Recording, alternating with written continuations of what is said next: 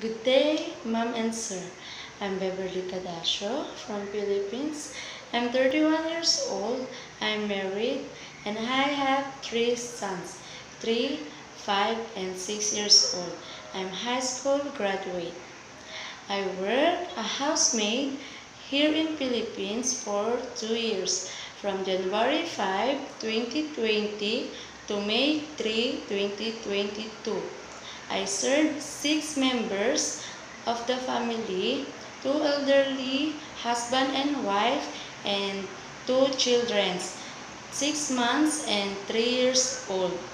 My duties is cleaning the house, ironing, washing clothes, washing dishes, and marketing and taking a children.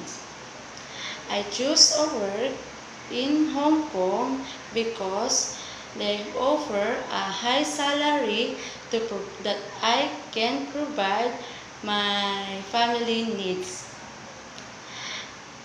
My future employer, please give me a chance to serve you. I promise I'll do all my duties and responsibilities. Thank you, and I'm looking forward to work with you. Thank you.